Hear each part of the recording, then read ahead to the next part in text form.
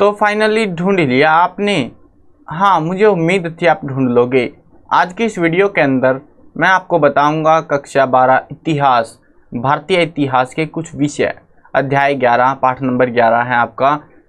ये वीडियो का भाग 1 है जिसके अंदर आधा चैप्टर होगा हमेशा की तरह। चलो शुरू करते हैं। मैं हूँ अजय और आप देख रहे हैं CCL क्लास। इस वीडियो के अंदर जो है आपको डिस्क्रिप्शन के अंदर इस वीडियो के आपको इस कंप्लीट बुक के नोट्स, अभ्यास के प्रश्न उत्तर, महत्वपूर्ण प्रश्न उत्तर, MCQ जो चीज़ें चाहिए होती हैं उन सारी चीज़ों की वीडियोस भी मिलेंगी और साथ में लिखा हुआ भी मिलेगा वो सारा चीज़ें।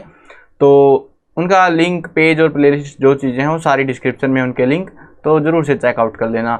अब शुरू करते हैं कहानी को। ये कहानी मज़ेदार है। मैं इतिहास में हर चैप्टर के अंदर आपको बताते आया हूँ कौन सा चैप्टर इम्पोर्टेंट है, कौन सा नहीं है और किस में मज़ा आता है कहानी पढ़ते टाइम पे।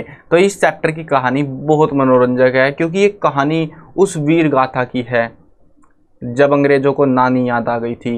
अंग्रेज़, फिरंगी, यहाँ पे शब्दों का इस्तेमाल किया गया है तो फिरंगियों का भी नाम जिक्र आएगा। अंग्रेज़ एक ही चीज़ है ये सारे। तो जब एक महायुद्ध हुआ था, काफ़ी बड़ा युद्ध माना जाता है वो, प्लासी का युद्ध, जिसकी वजह से अंग्रेज़ भारत में पैर पसार पाए। वो युद्ध हार गए थे और जिस भी राजा ने इसको लड़ा, उसके बाद जो है इनका जो विस्तार है वो फैलता गया। धीरे धीरे समय बीतता गया और इन्होंने विस्तार अपना लगभग पूरे भारत के ऊपर कर लिया। अब समय ऐसा आ चुका था, लोग हो चुके थे परेशान। बहुत सारे राजाओं से उसकी राजगद्दी तक छीन ली अंग्रेज़ों ने, फिरंगियों ने, और इतनी ख़राब हालत उनकी हो चुकी थी। नवाबों को देश निकाला दे दिया, जो भी सल्तनतें थी उस टाइम पे उनसे बाहर निकाल दिया गया। और जो किसान थे, किसानों की हालत भी कुछ ज़्यादा अच्छी नहीं थी। कर के लगान थे वो बहुत ज़्यादा भारी थे। मतलब इतनी तो उनकी कमाई भी नहीं हो रही जितनी उनसे कर वसूली ली जा रही थी। जो ज़मींदार थे उन्होंने अपनी ज़मीनें खो दी। उनको लग रहा था कि ये जो है ना बिचौलिए हैं, ज़मींदार, ताल्लुकदार, ये बिचौलिए हैं और इनसे ज़मीन छीनो, सीधा किसानों को दो, किसानों से सीधा कर वसूली करो। उनको ये यकीन था कि इससे किसानों को भी फ़ायदा होगा और हमें कर, जो राजस्व कर इकट्ठा करते हैं, उसमें भी मुनाफा होगा। सब सही चल रहा था उनके हिसाब से, लेकिन किसानों को जितना कर उस समय देना पड़ता था उतना ही कर अब भी देना पड़ रहा था। दिक्कत बस ये हो गई कि जब मजबूरी आ गई, अकाल आ गए, बहुत बार आते थे पुराने समय में। तो जब अकाल आते उस समय अंग्रेज़ों ने कर की जो मांग थी उसको कम नहीं किया, जिसके चलते उनकी हालत खस्ता हो गई। लोगों के अंदर गुस्सा धीरे धीरे पनपता रहा। लेकिन वो सारा गुस्सा 50 साल से 1810 के अराउंड जो है, ये 2010 के आसपास ये पूरी घटना शुरू हुई थी। ये लोगों के अंदर से गुस्सा भरना शुरू हुआ था और ये सारा गुस्सा फूट के बाहर निकला 1857 की क्रांति में। इतनी महाक्रांति हुई थी, अंग्रेज़ों को लगभग निस्तो नाबूद इन्होंने कर दिया था, उखाड़ फेंका था। बहुत सारी ज़मीनों, जगह, सल्तनतों से इसको बाहर निकाल दिया गया था। अब उसी की कहानी है ये, बहुत मनोरंजक कहानी है। बात है 10 मई 1857 की। मतलब गर्मियों का टाइम था और दोपहर के बाद जो है मेरठ छावनी में सिपाहियों ने हमला कर दिया। छावनी थी यहाँ पे, सिपाहियों की होती थी जैसे आजकल भी होती है, तो वहाँ पे मेरठ छावनी थी, वहाँ पे सिपाहियों ने हमला कर दिया। रिकॉर्ड दफ्तर, जेल, अदालत, देखो बताने की ज़रूरत नहीं होनी चाहिए। जब एक क्रांति होती है तो इसमें बहुत सारी चीज़ें होती है। ऐसा नहीं होता कि क्रांति करी, क्या नतीजा निकला क्रांति का। हमने ऐसे आराम से शांति समझौता कर लिया, हम चुपचाप बैठ गए और उन्होंने हमारी मांगे मान ली या फिर नहीं मानी, जो भी हुआ। यहाँ पे ऐसा नहीं होता। जब देखो दो कंडीशन बेसिक थी। एक तो जो इनके सिपाही लगे हुए थे, जो अंग्रेजी सेना में भर्ती पे काम कर रहे थे, वो भारत के थे, ठीक है। मतलब भारतीय किसान के या ब्राह्मण के, नीची जाति के, अलग अलग जातियों के वो लगे हुए थे, काम कर रहे थे उनके वहाँ पे, उनके अंग्रेज़ों के नीचे जो है मजदूर बन के, सिपाही बन के। तो एक तो वो था, उनको जो है छुट्टी नहीं मिलती थी टाइम पे, बहुत इल्लतें थी उनकी ज़िंदगी में। कोई बात नहीं, वो ठीक थे, फिर भी इतना बुरा नहीं मान रहे थे। उसके बाद जो है कुछ अफवाहें चलती हैं मार्केट के अंदर, वो चीज़ें, अब अफवाहों में भारत बहुत अव्वल दर्जे पे रहा है, कुछ भी अफवाह फैल जाती है। और यहाँ पे जब किसान अनपढ़ थे, उनको कुछ आइडिया था नहीं, तो सीधी बात थी, जो अंग्रेज दिखा, आहा आजा बेटा, कट गया तू तो, आज तो मेरी तलवार के हत्थे चढ़ेगा तू। तो ऐसा होता था, मतलब जो मिला सब हमारे दुश्मन। जो अंग्रेज वही दुश्मन है हमारा, उसको काट दिया जाता, मार दिया जाता। और सिंपल सब चीज़ों में एक ही काम था, सरकारी जितनी भी इमारतें जो भी कुछ था सरकारी, सरकार से कुछ भी लेना देना था, ख़त्म, तबाह हो गया। उधर हमले हो गए और लूटपाट कर दी, उधर तो जला दिए, कागज वागज सब तहस नहस कर डाला सिस्टम।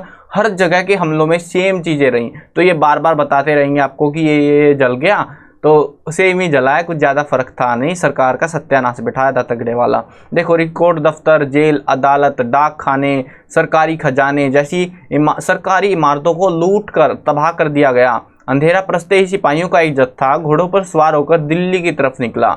अब दिल्ली जो है, एक जत्था 11 मई को तड़के, मतलब तड़के होता है सुबह के टाइम पे। अब हरियाणा वालों को पता होगा तड़के क्या होता है, यूपी में भी शायद यूज़ होता हो, बाकी इलाकों में नहीं होता, अलग अलग एरिया की यार अपनी लोकल भाषा होती है।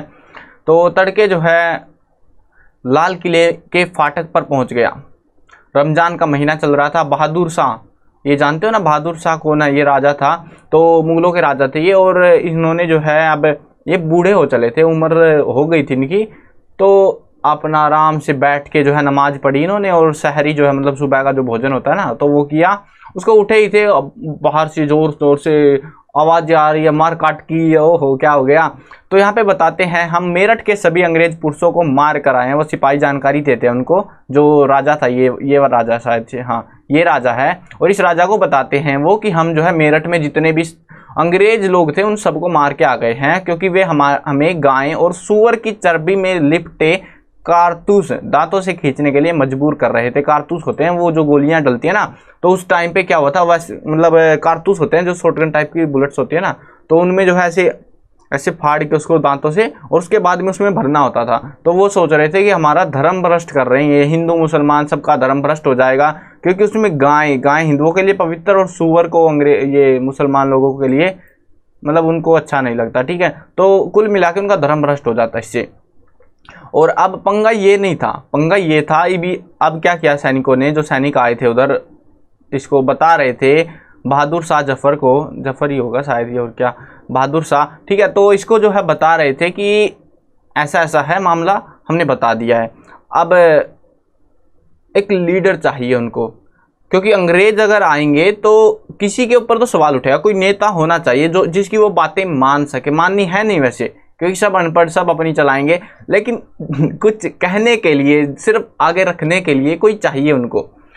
अब उन्होंने बोला बहादुर शाह को कि हम आपको जो है अपना नेता चुनते हैं। बहादुर साहब की सामत आ गई बेचारे की, क्या करें। हुआ क्या, महल को तोड़ के सिपाहियों ने, वैसे दरवाजे वरवाजे सब बंद थे, लेकिन घुस गए वो कैसे न कैसे करके अंदर, और अंदर जाके उसको बहादुर शाह को घेर लिया और बोले कि हम आपकी शरण में आए हैं, आपको ये स्वीकार करना होगा। बहादुर शाह के पास कोई चारा नहीं बचा। देखो, एक तो बूढ़े हो गए, दूसरा अगर वो नहीं मानेंगे तो शायद हो सकता है उनको मार दिया जाए, तो उससे अच्छा तो भाई इनकी बात ही मान ले, और क्या करें। तो बात मान ली, ठीक है हम तुम्हारे नेता बन गए हैं। उन्होंने बोला कि तुम्हें जो है हमारे हिसाब से थोड़ा बहुत कुछ करना पड़ेगा। अब वो तो आगे की बात है, होगा कि नहीं होगा। देखो, ये जो क्रांति थी ये कब शुरू हुई थी? 10 मई को 1857 को, और ये 12 मई यानी 2-3 दिन ही हुए थे। उत्तर भारत में शांति रही। ये सारा जो क्रांति थी ना, ये खास तौर पे उत्तर भारत के किसानों के साथ हुई थी, क्योंकि वहाँ की ज़मीन अच्छी थी और अंग्रेज उसको बार बार हथिया रहे थे। कर वसूली बहुत ज़्यादा लगाई जा रही थी इधर। तो 2-3 दिन शांति रही उसके बाद, लेकिन जैसे ये खबर फैली कि दिल्ली पर विद्रोहियों का कब्जा हो गया, विद्रोही समझते हो ना, सैनिकों का कब्जा हो गया, और बहादुर शाह ने विद्रोह को अपना समर्थन दे दिया है, हालात तेजी से बदलने लगे। गंगा घाटी की छावनियां और दिल्ली के पश्चिम में कुछ छावनियों के विद्रोह के स्वर गूंजने जो है तेज हो गए। मतलब यहाँ पे अब क्या हुआ था, बहादुर शाह, एक राजा जब समर्थन देता है, समर्थन उसने अपनी मर्जी से तो दिया नहीं है ना, जबरदस्ती दिलवाया गया, लेकिन कोई बात नहीं, समर्थन मिल गया। अब कहने को है कि बहादुर शाह है हमारे नेता, आ जाओ अब हम पीटेंगे अब जाके तुमको। तो क्रांतियाँ, छावनियाँ, जितनी अड़ोसी पड़ोसी छावनियाँ थे भड़क गई सब, आ जाओ हम भी आ गए तुम्हारे साथ ही हैं। और उसके साथ साथ ये भी था कि जो किसान, आम लोग, आम जनता थी ना, वो भी उनका पूरा समर्थन दे रही थी। जहाँ तक वो जाते जनता साथ मिल जाती और वो भी साथ में दो हाथ साफ कराती। तो अब देखते हैं, कहानी में मज़ा आ रहा है ना आपको, एक्सप्लेनेशन में मज़ा आना चाहिए यार, मतलब मज़ेदार कहानी है ये। लेकिन हाँ, थोड़ी सी दुख भरी हो सकती है आने वाले समय में, यानी हम आगे पढ़ते चलेंगे, क्योंकि आपको ये सारी चीज़ें पता है, आप ऑलरेडी पढ़ के भी आए हो ये सारी चीज़ें। लेकिन हाँ, यहाँ पे सिर्फ हम मोटा मोटा सा घूमते चलेंगे ऊपर ऊपर से, क्योंकि इसमें डिटेल्स ज़्यादा दी नहीं जाती आपको, डिटेल्स या छोटी क्लासेज में ज़्यादा दी होती है। देखो, विद्रोह का ढर्रा, सैन्य विद्रोह कैसे शुरू हुए, सैनिक जो है विद्रोह कैसे शुरू हो गए। सबसे पहले जो है उन्होंने शस्त्रागार पर कब्जा कर लिया, क्योंकि हथियार अगर अंग्रेजों को मिल गए तो फिर वो आमने सामने की लड़ाई हो जाएगी, पंगा हो जाएगा। तो उन्होंने पहले शस्त्रागार पर ही हमला करा, कब्जे में लिया और सरकारी खजाने को लूट लिया। इसके बाद उन्होंने जेल जो भी कुछ फलाने ढिमके सब कुछ को जला दिया और सारे रिकॉर्ड जलाते चले गए। गोरों से संबंधित हर चीज़, हर शख्स उनके हमले पर निशाना था, हमले का निशाना था, यानी कि जो भी दिखा अंग्रेज लोग या उनकी कोई भी चीज़ उसको तोड़ देते। और तो और तुम्हें यकीन नहीं होगा, उन्होंने जो सरकार ने पुल बनाए थे अंग्रेजों ने, उन पुलों को भी तोड़ दिया। आ जाओ, हमें नहीं चाहिए तुम्हारे पुल, हम ऐसे ही रह लेंगे, कोई दिक्कत नहीं हमको। देखो, लखनऊ, कानपुर, बरेली जैसे बड़े शहरों के साहूकार और अमीर भी विद्रोहियों के गुस्से का शिकार बनने लगे। क्यों बने? क्योंकि पिछले चैप्टर में मैंने आपको बताया था, ये जो अमीर लोग थे, ये जो जमींदार साहूकार लोग थे, भारी लगान लगा रहे, भारी ब्याज लगा रहे थे। लगान तो अंग्रेज लगा रहे थे, ये ब्याज जो था उनसे जो कर्जा ले रहे थे किसान, आम किसान, तो उनके ऊपर बहुत भारी रकम में ब्याज लगाया जा रहा था। तो उसके चलते जो है किसानों के अंदर थोड़ा सा नाराज़गी थी, और वो नाराज़गी यहाँ पे देखने को मिली। उन्होंने उनको भी रंगे हाथों लपेट लिया कि तुम भी आ जाओ यार, अब तो भड़का हुआ गुस्सा किसको पता, भीड़ में कौन हाथ साफ करके चला गया, और सरकार बचने नहीं वाली। तो इनको भी लगे हाथों पीट दिया गया, इनकी ज़मीनें हथिया ली, संपत्ति हथिया ली। किसान इन लोगों को न केवल अपना उत्पीड़क बल्कि अंग्रेज़ों का पिट्ठू मानते थे, क्योंकि यही वो लोग थे जो अंग्रेज़ों के इशारों पर काम किया करते थे। एक ब्रिटिश अफसर ने लिखा है इसके बारे में कि ब्रिटिश शासन ताश के किले की तरह बिखर गया। ये जो मई जून जो होता है ना, 2-3 महीने के अंदर जो है बिल्कुल ख़त्म सी हो गई थी, सरकार के अंदर कोई दम नहीं बचा था। उस समय ये लिखा गया था, किसी अफसर ने लिखा होगा कि ताश के किले की तरह, ताश का किला होता है ना, मतलब ऐसे उंगली लगी और गिर गया सारा कुछ, तो ऐसा हो गया था। लोग इतने भड़क गए थे कि यार हद हो गई थी, मतलब हर जगह मार काट चली पड़ी थी। अब यहाँ पे ये एक खबर है 14 जून 1857 की एक रिपोर्ट है, इसमें बताया गया है कि वहाँ पे आम जो किसान थे उनको खाने की सब्जियां नहीं मिल रही, क्योंकि हर तरफ क्रांति हुई पड़ी थी और खाने के लाले पड़ गए थे। जो अमीर लोग थे उन्होंने, जिनके पास भी सब्जियां थी, वो बासी सब्जियां बेच रहे थे, और वो भी बहुत ही महंगी कीमतों पर, जिसको किसान नहीं खरीद पा रहे थे। लोगों को उन पर भी गुस्सा आया, और यार अब क्या करते बेचारे। और उनको लग रहा था कि अगर ये क्रांति शांत नहीं हुई तो हो ना हो ये भूखे और महामारी की चपेट में जरूर आ जाएंगे।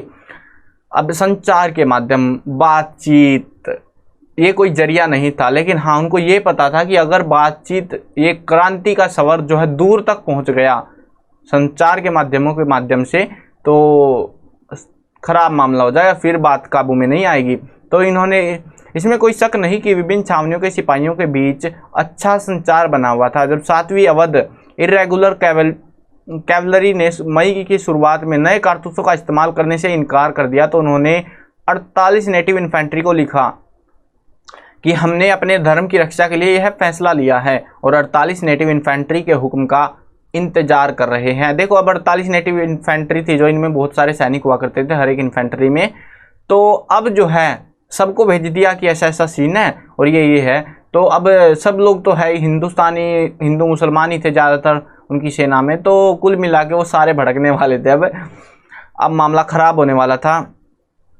अब आगे बताते हैं कि विद्रोह के दौरान जो है अवध मिलिट्री पुलिस, अवध जो है बहुत अहम जिक्र आता है अवध का बहुत बड़ा पंगा हो गया था यहाँ पे। इस क्रांति के दौरान अहम, मतलब बोल सकते हो बहुत डट के सामना किया, मुकाबला किया अंग्रेजों का उसने, और साथ में बहुत सारी दिक्कतें भी झेली। विद्रोह के दौरान जो है अवध मिलिट्री पुलिस के कैप्टन हियरसे की सुरक्षा का जिम्मा भारतीय सिपाहियों पर था। जहां कैप्टन हियरसे तैनात था, वहीं 41वीं नेटिव इन्फेंट्री भी तैनात थी। मतलब अलग अलग इन्फेंट्री बना रखी थी ना, 48 इन्फेंट्री थी वो, तो 41वीं वहां पे थी।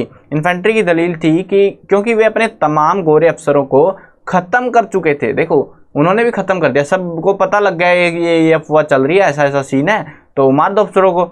इसलिए अवध मिलिट्री का फर्ज बनता है कि या तो वे हियरसे को मौत की नींद सुला दें या उसे 41वीं नेटिव इन्फेंट्री के हवाले कर दे। मिलिट्री पुलिस ने दोनों दलीलें खारिज कर दी। अब भाई मतलब विद्रोह को कैसे शांत किया जाए, वो पंगा सा थोड़ा हो रहा था। अब यह तय किया गया कि इस मामले को हल करने के लिए हर रेजिमेंट के देसी अफसरों की एक पंचायत बुलाई जाएगी।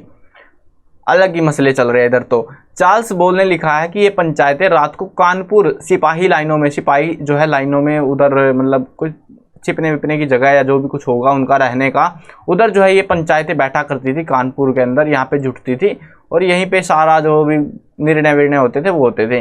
अब पंगा ये नहीं था, क्रांति आसानी से भड़क सकती थी, बस वो चाहिए था, समर्थन चाहिए था उन सबको, अपना नेता चाहिए था कि उस नेता की हम बात मान ले, बस इतना सा चाहिए था। और नेता रानी लक्ष्मीबाई झांसी से इन्होंने नेतृत्व किया। उसके अलावा जो है नाना साहेब कानपुर से थे शायद ये, हाँ यहाँ पे देखो सारा कुछ लिख भी रखा है इन्होंने, वो बता दूंगा मैं, ठीक है। तो ये मुझे थोड़े अजीब से लग रहे हैं, सॉलिड बंदा लग रहा है वैसे ये। चलो यार अब देखते हैं कौन, देखो यहाँ पे इसे ये वाले जो टॉपिक है ना, ये 3 जो हाईलाइटेड चीज़ें हैं, ये निचले वाले को छोड़ दो, ये वाला जो है बहुत इंपॉर्टेंट है। एमसीक्यू अगर आप एग्जाम्स में आते हैं तो इसमें से चांस है बन जाएगा, एमसीक्यू बहुत सारे बनेंगे। तो आपको पता होना चाहिए कौन से इलाके की क्रांति में कौन अहम नेता था, ठीक है, ये आपको पता होना चाहिए। यहाँ पे कानपुर में सिपाहियों और शहर के लोगों ने पेशवा बाजीराव द्वितीय के उत्तराधिकार नाना साहेब के सामने बगावत की बागडोर संभालने के सिवा और कोई विकल्प ही नहीं छोड़ा। यहाँ पे कौन बने, देखो कानपुर में कौन बन गए, नाना साहेब बन गए। उन्होंने जो बगावत थी, जो विद्रोह था, उसकी बागडोर संभाल ली। झांसी में रानी को आम जनता के दबाव में बगावत का नेतृत्व संभालना पड़ा। हो सकता है दबाव हुआ हो या फिर अपनी मर्जी से आए हो, पता नहीं, हमें तो इतिहास है भैया, अपनी अपनी कहानी सब बताते हैं। कुछ ऐसी स्थिति बिहार में आरा के स्थानीय जमींदार कुंवर सिंह की भी थी। कुंवर सिंह ने भी जो है उधर से नेतृत्व किया, बिहार में आरा इलाका होगा कोई उधर से। अवध में जो है नवाब वाजिद अली शाह, क्या नाम था, नवाब वाजिद अली शाह, ये लोकप्रिय शासकों को गद्दी से हटा दिए जाने और उनके राज्य पर कब्जा कर लेने की यादें लोगों के जहन में अभी भी ताज़ा थी। ये जो है ना नवाब वाजिद अली की स्टोरी आगे मिलेगी हमें कि आखिरकार इसके साथ क्या हुआ था और लोग यहाँ अवध में क्यों भड़क गए थे और नेतृत्व कैसे हुआ था फिर इनका। जैसे लोकप्रिय शासकों को गद्दी से हटा दिए जाने और उनके राज्य पर कब्जा कर लेने की यादें लोगों के जहन में ताज़ा थी।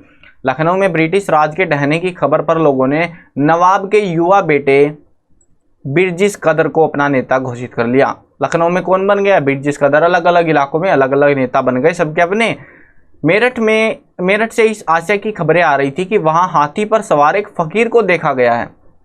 खबरें फैल गई, अफवाह हो या सच हो हमें नहीं पता, हमारे पास ज़्यादा सबूत है नहीं इस चीज़ के, लेकिन हाँ एक सबूत मिल रहा था कि मतलब कुछ खबरें आ रही थी, माना जाता है ये भी कि हाथी पर सवार एक फकीर। अब उस समय हाथी पर राजा बैठा करते थे और एक फकीर बैठना एक अचंभे की बात थी, इसीलिए जिसे सिपाही बार बार मिलने जाते थे।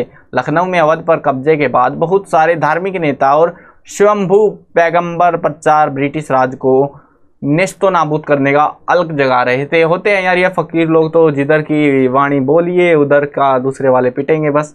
तो लोग इनके चक्कर में बहुत आते हैं, तो मतलब इनके समर्थन में आते हैं।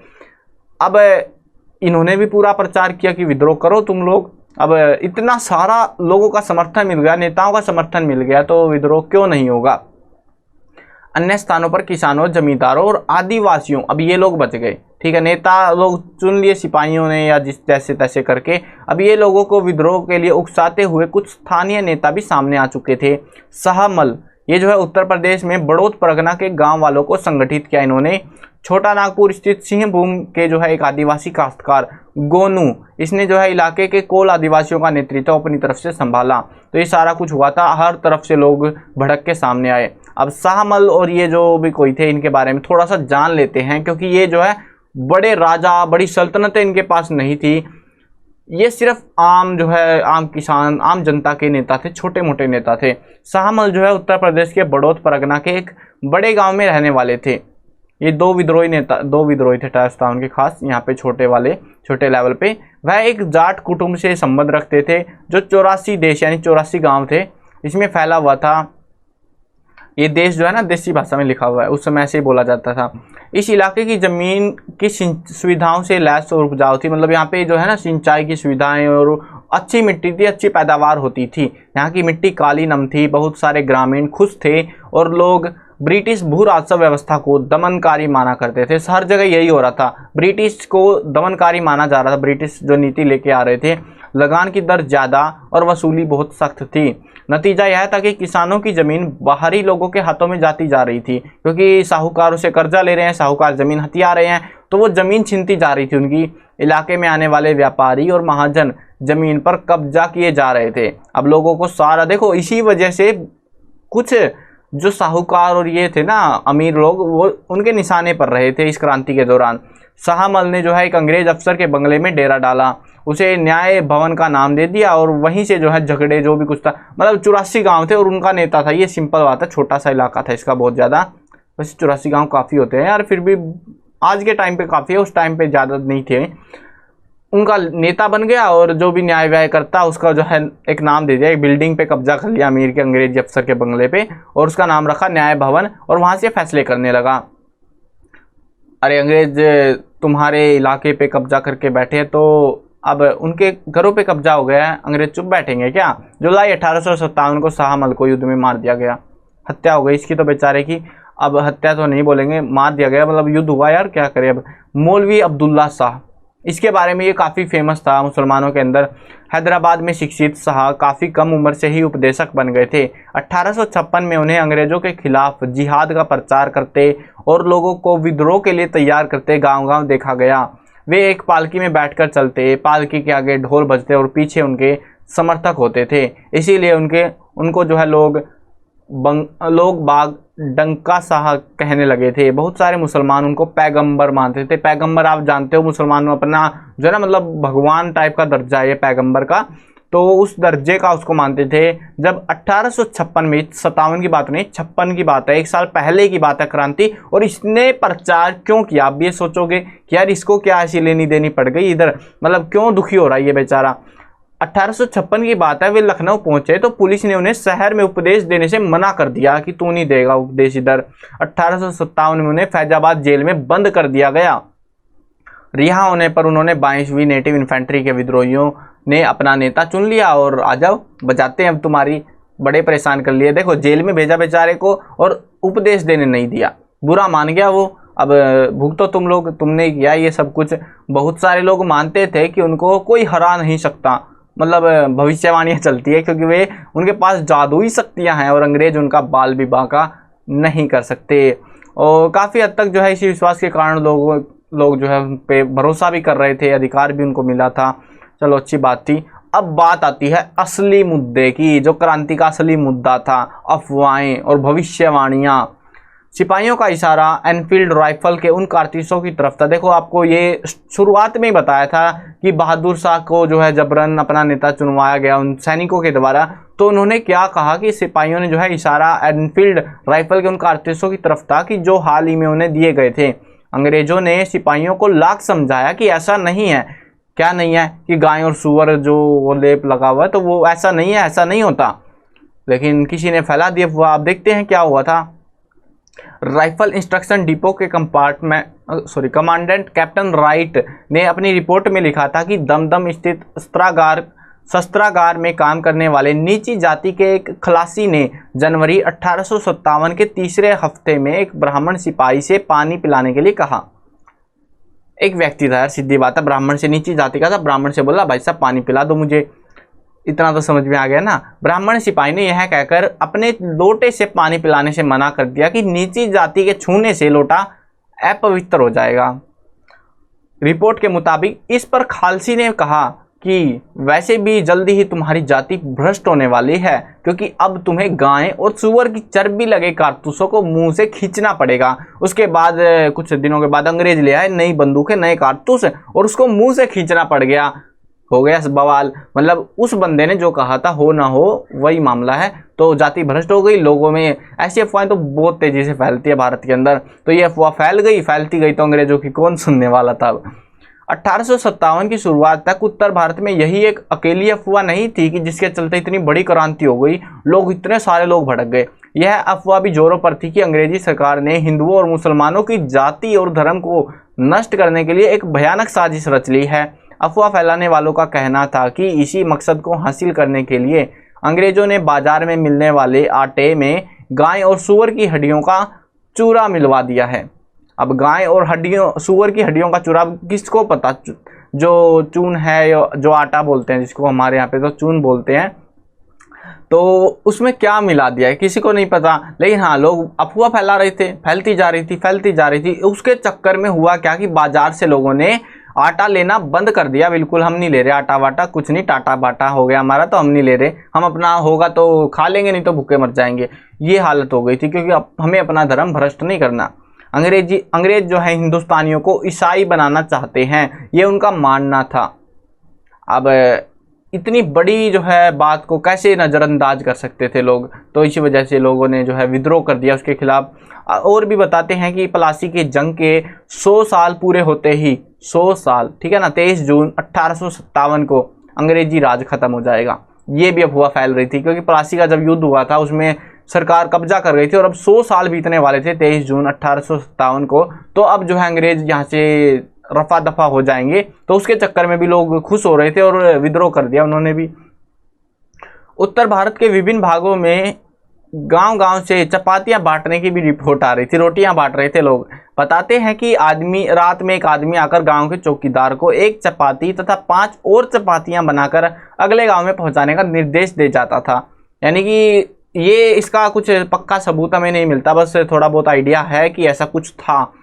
अब इसका कुछ पक्का कहा नहीं जा सकता, तो हम क्या ही बोले इसके बारे में। लेकिन हाँ, ऐसा था, एक बंदा आता, 6 रोटियां लेके आता, एक उसको देता और बोलता ये 5 अगले गांव में। हो सकता है इसके साथ वो कुछ संदेश बांट रहे हो अपना, हो सकता है कुछ बताने की कोशिश की जा रही हो, लिखा तो रोटियों पे जाता नहीं है। ऐसे ही मतलब होता है उस टाइम पे, कम्युनिकेशन के ऐसे माध्यम थे, लोग अपनी अफवाहें या जो कुछ भी होता था उसके माध्यम से ऐसे बंटवाया करते थे।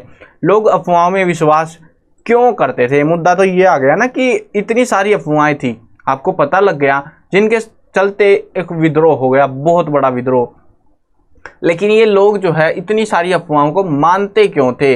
देखो अब मुद्दे की बात पे आते हैं सीधा। 1857 की क्रांति से 30-40 साल पहले 1820 की बात है, जब से अंग्रेजों ने जोर पकड़ा था। अंग्रेज जो है लगान वसूली और सारा मामला उसी के बारे में यहाँ पे, कि governor general Lord William Bentinck के नेतृत्व में उसी समय के ब्रिटिश सरकार पश्चिमी शिक्षा, पश्चिमी विचारों और पश्चिमी संस्थानों के जरिए भारतीय समाज को सुधारने के लिए खास तरह की नीतियां लागू कर रही थी। भारतीय समाज में कुछ तबकों की सहायता से उन्होंने अंग्रेजी माध्यम के स्कूल, कॉलेज और विश्वविद्यालय स्थापित किए। अंग्रेजी माध्यम के, अब देखो हिंदुस्तानी लोग हैं, अपनी भाषा को छोड़ के उस समय के लोगों को ये अच्छा नहीं लग रहा था कि हम किसी अंग्रेजी भाषा को सीखें, इंग्लिश को सीखें, हमें ज़रूरत ही नहीं है उस भाषा को सीखने की। जब हमारी भाषा इतनी अच्छी है तो हम उनकी भाषा क्यों सीखें? लेकिन आजकल थोड़ा मामला उल्टा हो रखा है, इंग्लिश आती है तो आप स्मार्ट हो और नहीं आती तो आप बेवकूफ़ हो। क्या बताएं यार, अब समाज का आजकल सबको इतनी आज़ादी मिली हुई है। बाकी हाँ, कहीं ना कहीं कारण ऐसा भी है कि जो इलेक्ट्रॉनिक्स है, जो टेक्नोलॉजी है, वो ज़्यादातर इंग्लिश के अंदर है, हिंदी के अंदर नहीं मिलती, तो इस वजह से भी हो सकता है इंग्लिश को ज़्यादा सीखना पड़ रहा हो। अब वो अपनी अपनी सोच होती है यार सबकी, मेरे हिसाब से तो ऐसा है। अब जिसमें जो है यहाँ पे आगे मुद्दे पे आते हैं, जिनमें जो है पश्चिमी विज्ञान और उदार कलाओं के बारे में पढ़ाया जाता था। पश्चिमी विज्ञान, देखो विज्ञान हमारा भी है, लेकिन हमारे विज्ञान के बारे में हमें खुद नहीं पता कि क्या है हमारे देश के विज्ञान के बारे में। लेकिन हाँ, पश्चिमी के बारे में पता है, न्यूटन ने ये किया, उसने ये किया, इसने ये किया, सब पता है हमको। हमारे देश वालों का कुछ नहीं पता। तो यही मामला था कि वो अपना ज्ञान बंटवा रहे थे, इधर पढ़ाया जा रहा था। अंग्रेजों ने सती प्रथा को खत्म करने और हिंदू विधवा विवाह को वैधता देने के कानून बना दिए। अब ये भी लोगों को थोड़ा सा बुरा लगा। कोई रियासत या उसका इलाका उनके कब्जे में आता था, वहां अंग्रेज अपने ढंग की शासन व्यवस्था, अपने कानून, भूमि विवादों से निपटारे की अपनी नीतियां, भू राजस्व वसूली की अपनी व्यवस्थाएं लागू कर देते, यानी कि सब कुछ हमारा होगा, हमारे हिसाब से चलना है अब तुमको। तो ये भी पंगा हो रहा था, उसके चक्कर में लोगों को जो है बहुत लूटा गया और भड़क गए यार। फिर बाद में कौन काबू आता है ना। चलो अगला टॉपिक आ गया है। ये तो रही बात विद्रोह की, इतना बड़ा विद्रोह था, बहुत मुश्किल से काबू आया था ये विद्रोह। लेकिन बात करते हैं अवध की। अवध के अंदर क्या हुआ था? ये वो बात है जब एक नवाब को नवाबी छोड़नी पड़ गई थी, यानी कि उसको राजगद्दी से निकाल दिया गया। राजा को राजगद्दी से निकलवा दिया अंग्रेजों ने। पूरी सोची समझी साजिश के तहत उसको घुमाया गया पूरा। देखते हैं क्या हुआ। ये गिलास फल एक दिन हमारे ही मुंह में आकर गिरेगा। ये जो है 1851 की बात है। गवर्नर जनरल लॉर्ड डलहौजी ने अवध की रियासत, देखो अवध की रियासत की बात हो रही है, के बारे में कहा था कि ये गिलास फल एक दिन हमारे ही मुंह में आकर गिरेगा। 5 साल बाद 1856 में इस रियासत को औपचारिक रूप से ब्रिटिश साम्राज्य का अंग घोषित कर दिया गया। कब? 1856 में। और उसके अगले साल ही क्रांति हो गई, पीट दिए सारे, मारे गए, अंग्रेज एक भी नहीं बचा उधर, सब कत्लेआम हो गया था। 1801 से अवध में सहायक संधि थोप दी गई थी। इस संधि की शर्त यह थी कि नवाब अपनी सेना को खत्म कर दे। अब एक राजा को बोले कि तुझे सेना रखने की जरूरत ही नहीं है, तू सेना को हटा यहाँ से, हमारी मर्जी से चलना पड़ेगा तुझे। सेना गई राजा की। रियासत में अंग्रेज टुकड़ियों को तैनाती की इजाज़त दे, अंग्रेजों को भी हम वहाँ पे बैठाएं, हाँ मज़ा आएगा। अब तो दरबार में मौजूद ब्रिटिश रेजिडेंट की सलाह पर काम करे। मतलब कुल मिला के राजा, नाम का राजा रह गया, कुछ नहीं बचा उसके पास। उन्हें लगता था कि वहाँ की ज़मीन, अंग्रेज़ों को लगता था यहाँ पे कि वहाँ की ज़मीन जो है नील और कपास की खेती के लिए बहुत ही अच्छी है और उस इलाके को उत्तरी भारत के सबसे बड़े व्यापार के रूप में विकसित किया जा सकता है। ये वो सोच रहे थे कि हाँ मज़ा आएगा, फिर तो पैसा ही पैसा होगा, राजस्व वसूली बहुत अच्छे लेवल पे हो जाएगी हमारी। मराठा भूमि, दोआब, कर्नाटक, पंजाब, बंगाल, ये सब जो है अंग्रेजों की झोली में आ चुके थे, सब घुटने टेक चुके थे। लेकिन ये जो अवध था ये अभी तक अंग्रेजों के प्रॉपर कब्जे में नहीं आया था। 1850 के आसपास की बात है ये, तो इस टाइम में सब कुछ कब्जे में था उनके, सिर्फ अवध नहीं था। तो अब जो है 56 में मिला था इनको, यहाँ पे अभी थोड़ी देर पहले ही पढ़ा था हमने कि 56 में जो है पूरा औपचारिक रूप से उनके कब्जे में आ गया था ये, तो अगले साल पीट दिया। 1856 में जो है अवध के अधिग्रहण के साथ ही मुकम्मल हो जाने वाली थी, तो ये भी इन्होंने कब्जा करा। इनको लगा कि अच्छा फ़ायदा होगा। देह से जान जा चुकी थी, किसकी देह से जान जा चुकी थी यार? नवाब वाजिद अली शाह, ये जो है वहाँ के राजा थे, उसको यह कहते हुए गद्दी से हटाकर कोलकाता निष्कासित कर दिया गया था कि वह अच्छी तरह से शासन नहीं चला रहे, तुझे नहीं आता चलाना। जबकि हुआ क्या, उनकी सेना चली गई, राजा की सेना को निकलवा दिया, सब कुछ निकलवा दिया और अंग्रेजों के भरोसे पर पूरा राजतंत्र चल रहा। और अब ये बोल रहे हैं कि तुम्हें जो है शासन चलाना नहीं आ रहा। जब कुछ होगा, काबू में होगा, कुछ सेना होगी तो कुछ करेगा राजा, अब कुछ है ही नहीं तो करेगा क्या? तो निकाल दिया उसको, बेचारे को कोलकाता भगा दिया। अब ये देखो, ये जो है थोड़ा सा आइडिया देंगे आपको। 1857 के भारतीय उपमहाद्वीप है, यहाँ पे विद्रोही और राज, ये तो पाठ का नाम है ना। तो यहाँ पे भारतीय उपमहाद्वीप, यहाँ पे ब्रिटिश राज्य के अंतर्गत भारतीय सीमाएं हैं ये, कि इतने इतने इलाके में जो है इनका फैला हुआ। तो देख सकते हो, देखो राजस्थान में इन्होंने ज़्यादा दिमाग पेची, माथा पेची करी नहीं है। क्यों नहीं करी? क्योंकि ये जो है सूखा इलाका था और यहाँ पे से ज़्यादा राजस्व कर उनको आने वाला था नहीं। ठीक है, ऐसा ही सेम माल यहाँ पे भी था, यहाँ पे भी ज़्यादा अच्छा मुनाफा इनको नहीं मिलता था। तो इन्होंने वो इलाके कब्जा लिए जिन पे जो है अच्छा फ़ायदा। देखो ये इलाका, थोड़ा सा ऊपर लेता हूँ मैं आपको, ये वाला इलाका काफ़ी मशहूर था, ये वाला सबसे इंपॉर्टेंट तो ये था पुराने समय में। इसके ऊपर कब्जा लिया, इधर वाले इलाके से घुस के इन्होंने, और उसके बाद में जो है अड़ोसी पड़ोसी घूमते गए, बहुत सारे इलाकों पर कब्जा ले लिया।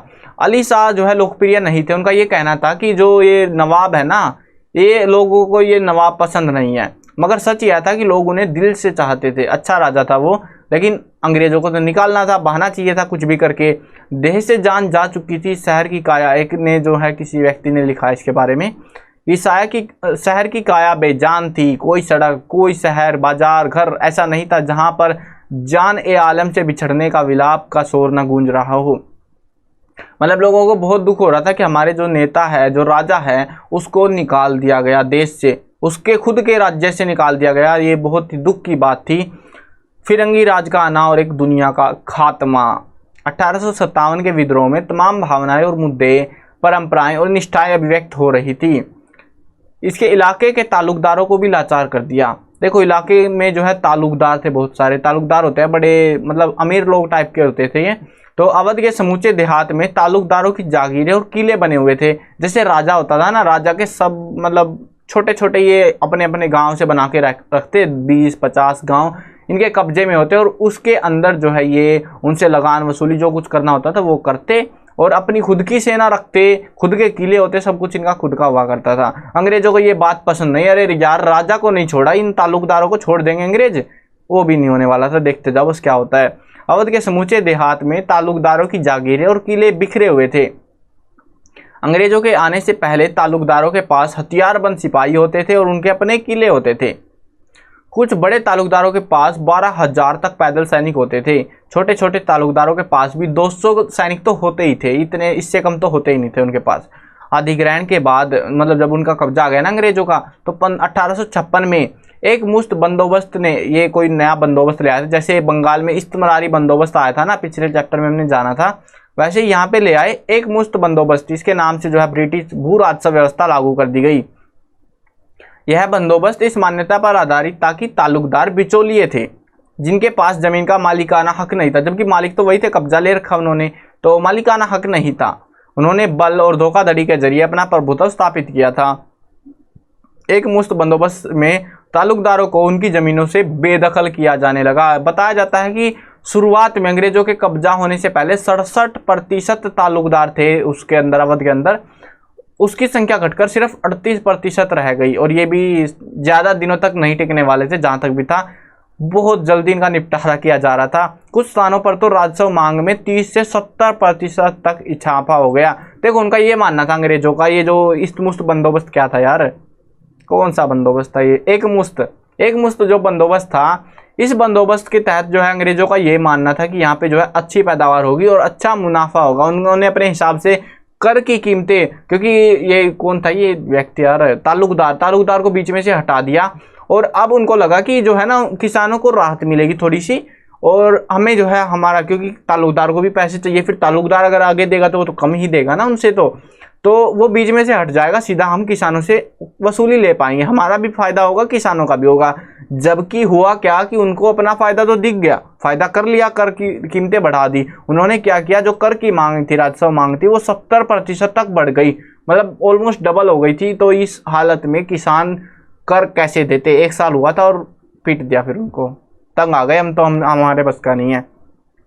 वे किसानों से तरह तरह के मद में पैसे तो वसूलते थे, लेकिन बुरे वक्त में किसानों की मदद भी करते थे। ये किसानों की सोच थी कि जो तालुकदार लोग हैं ना, वे भले ही पैसा ले रहे हैं हमसे, कर वसूली ले रहे हैं, लेकिन जब मजबूरी आती है, बुरा वक्त आता है, हमें पैसे दे भी देते हैं, हमारी मदद भी करते हैं। ऐसा उनका मानना था और होता भी था। लेकिन अब अंग्रेजों ने कर दिया एक सख्त कानून, इतना कर देना तो देना, और नहीं दिया तो तुम्हारी जमीन हमारी। आहा, मजे आएंगे। अब तो बहुत सारे तालुकदार अवध के नवाब के प्रति निष्ठा भी रखते थे, इसीलिए वे अंग्रेजों से लोहा लेने के लिए लखनऊ जाकर उनकी बेगम, जो है उनकी पत्नी थी नवाब की बेगम, हजरत महल के खेमे में शामिल हो गए। रानी हार गई, लेकिन कोई बात नहीं, फिर भी लोगों ने उनका समर्थन नहीं छोड़ा। दशकों से सिपाही जो है कम वेतन और वक्त पर छुट्टी ना मिलने के कारण असंतुष्ट है। अब देखो, ये तो बात रही अवध की, और भी बहुत सारे पंगे चलते हैं देश में। ऐसा नहीं है कि सिर्फ ऐसे छोटे से लॉजिक की वजह से, छोटा तो ये भी नहीं था वैसे, इन छोटे छोटे कारणों की वजह से जो है लड़ाई हो जाएगी, अंग्रेजों को पीटा जाएगा। तो सिपाही क्यों भड़क गए, सिपाही जो है कम वेतन, तनख्वाह नहीं मिल रही उनको और छुट्टी भी नहीं मिल रही, इसके कारण असंतुष्ट थे। 1850 के दशक तक आते आते उनके असंतोष के कई नए कारण भी पैदा हो चुके थे। 1820 के दशक में अंग्रेजी अफसर सिपाहियों के साथ दोस्ताना, देखो ये अच्छी बात थी, शुरुआती दौर में सिपाहियों के साथ वो अच्छा व्यवहार रखते, दोस्ताना ताल्लुकात रखने पर खासा जोर देते थे। वे उनकी मौज मस्ती में शामिल होते, उनके साथ मल युद्ध करते, तलवारबाजी करते, उनके साथ शिकार पर जाते, मतलब दोस्त जैसे दोस्त होता है वैसे रहते थे उनके साथ में वो अफसर उनके। उनमें से बहुत सारे तो बखूबी हिंदुस्तानी बोलना भी जानते थे और यहाँ के रीति रिवाज संस्कृति से वाकिफ थे। अब धीरे धीरे जो है 1840 तक ये स्थिति बिगड़ने लगी और ये ऊंची नीची जाति का खेल आने लग गया कि तुम तो तुच्छ लोग हो, हम तुमसे बात ही क्यों करें। हम देखो, पहले वाले क्या थे, उनके साथ रहते थे बिल्कुल जस्ट, और अब वालों में घमंड आ गया था और ये घमंड अब चूर चूर होने वाला था जल्द ही। अवध को तो बंगाल आर्मी की पौधशाला कहा जाता था। अवध में से बहुत सारे जो है लोगों को पकड़ पकड़ के बंगाल आर्मी के अंदर भर्ती करा गया था, तो इसीलिए उसको बंगाल आर्मी की पौधशाला कहा जाता था। पूछा जा सकता है एमसीक्यू टाइम में कि बंगाल आर्मी की पौधशाला किस इलाके को या किस शहर को कहा जाता था, तो ये अवध था। कारतूसों के बारे में सिपाहियों का डर, छुट्टियों के बारे में उनकी शिकायतें, बढ़ता दुर्व्यवहार और नस्ली गाली गलौज। नस्ली गाली गलौज होता है कि तू इसका इस जाति का है तो उसको टारगेट करते हुए गाली देना उसको, तो वो थी नस्ली गाली गलौज। के प्रति बढ़ता असंतोष गांव में भी प्रतिबंधित होने लगा था। लोग भड़क गए, ये चीज़ देख के सैनिक भड़क गए, किसान वैसे ही परेशान हो रहे लगान से तो वो भी भड़क गए। आम जनता थी कौन, किसान थे, और जो राजा के बड़े अमीर लोग भी थे वो भी राजा का समर्थन दे रहे। राजा खुद परेशान, तो राजा के समर्थन आते ही उनका समर्थन तो कुल मिला के बैंड बज गई अंग्रेज़ों की। तो ये हुआ था यहाँ पे, इस बुरी हालात हो गई थी अंग्रेज़ों के बाद में फिर। तो इस वजह से इन सभी कारणों के चलते इतनी बड़ी क्रांति हो गई थी। वैसे वीडियो लंबी जा रही है, मज़ा तो आ रहा है पढ़ाते हुए, लेकिन वीडियो बहुत लंबी चली जाएगी, फिर आप बोलोगे सर आपने ये क्या कर दिया। चलो यहीं पे ख़त्म करते हैं, आधा चैप्टर बचा हुआ है आपका, आधा हो गया है, तो आगे करेंगे, कल की वीडियो में करेंगे, अगले एपिसोड में। हाँ, डिस्क्रिप्शन में जाके देख लेना, अगर कुछ दिन में के बाद देखते हो तो वीडियो अपडेट होती रहती है रेगुलरली बेस पे, तो प्लेलिस्ट और पेज को जाके जरूर से चेकआउट कर लेना। वो सारी चीज़ें हम टाइम टू टाइम ऐड करते रहते हैं और अपडेट भी करते रहते हैं। चलो अब ख़त्म करते हैं वीडियो को। मैं कवर करने वाला हूँ क्लास 6 से लेकर 12 तक की सभी सब्जेक्ट की वीडियोस, हिंदी मीडियम और इंग्लिश मीडियम दोनों में होने वाली है। तो सब्सक्राइब करो, साथ में घंटी दबाओ, जो भी अपडेट आए वो टाइम से ले पाओ।